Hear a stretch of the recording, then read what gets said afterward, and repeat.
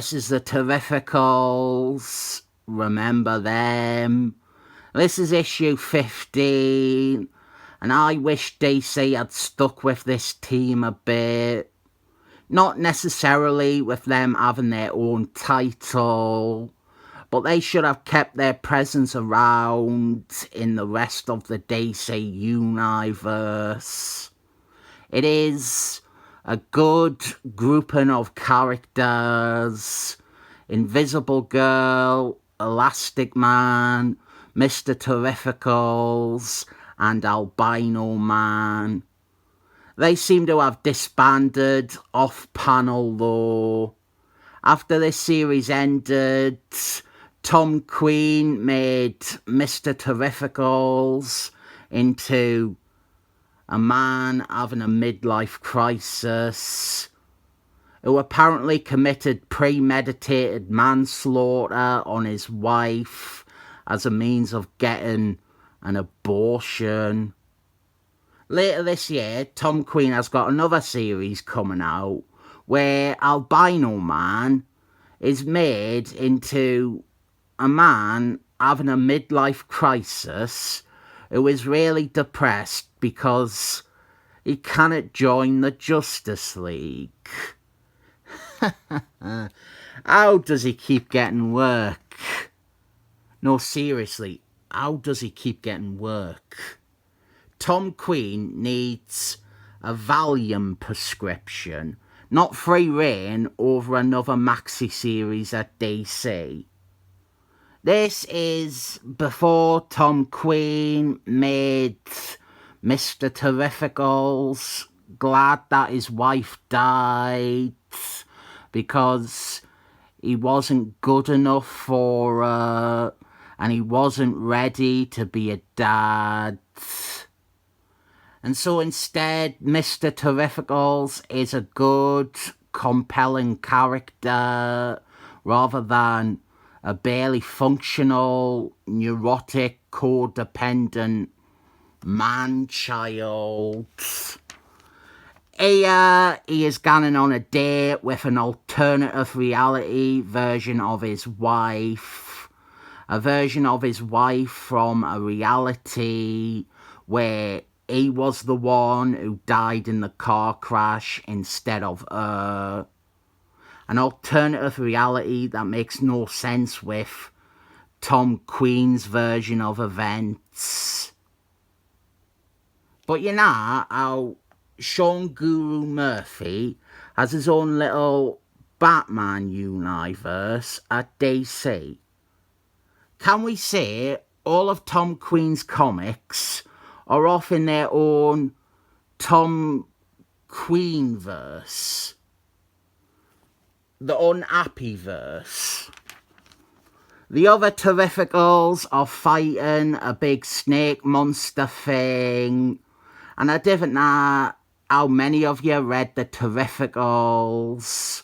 I didn't think many did because it was a DC comic launched out of Metal Dark Knight as part of a failed initiative. And while it did outlast the other 7 New Age of Heroes books significantly, it still ended up cancelled, and the last 3 issues never even came out. The series ends on a fucking cliffhanger. Despite all those factors, it was a good comic book.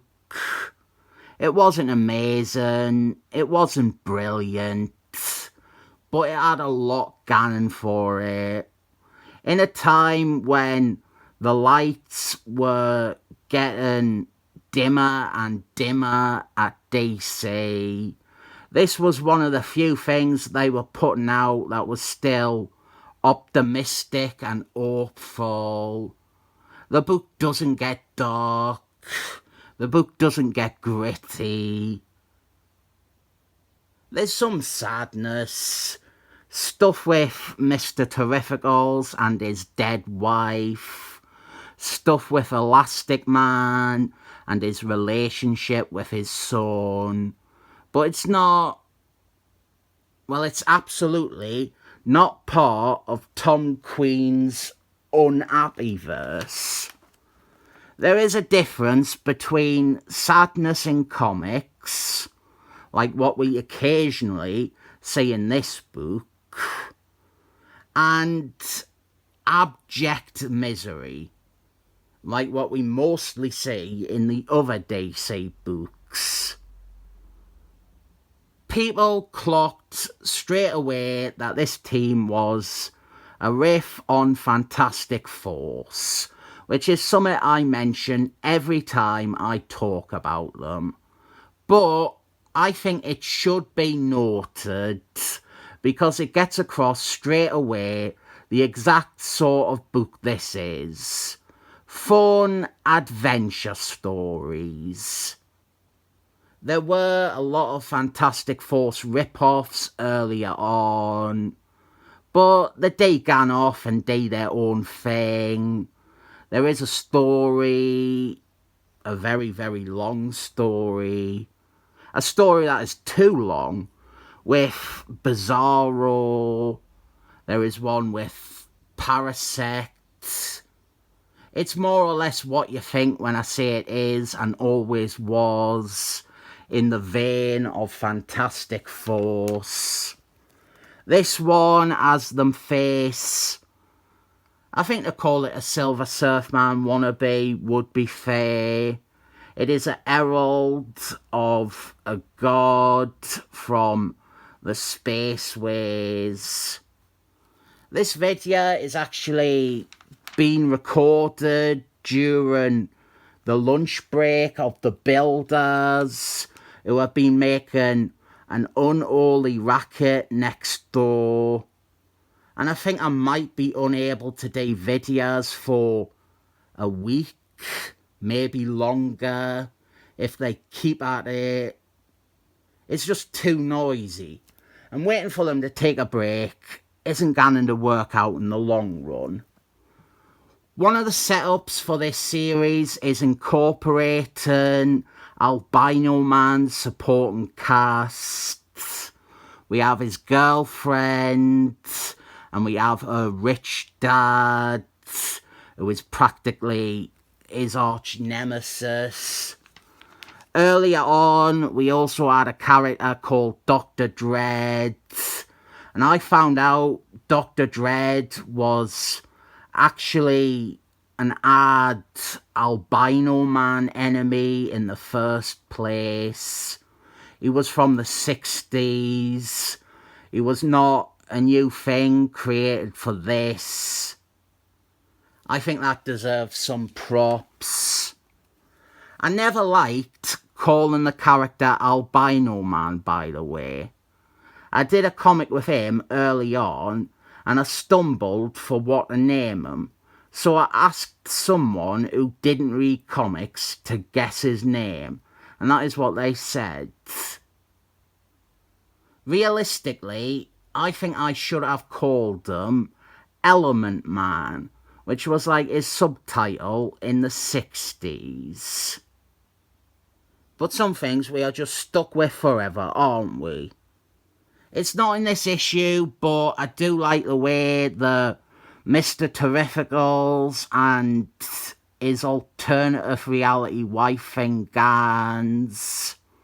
It seems too convenient, a happy ending, and it robs Mr. Terrificals of his main driving force as a character.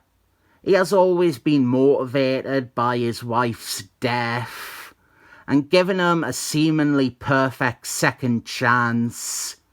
It's nice for him, but it stands to screw up the character. If I remember, they didn't stay together much longer, but for sensible reasons, rather than forced melodrama. Maybe retiring the character with a happy ending like this would be better than what Tom Queen did to the guy.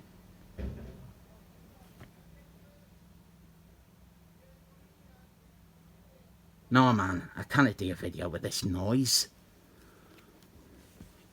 This is a fun series. It was always a fun series. And at the end of this one, they meet God with a capital G, but also in quotation marks.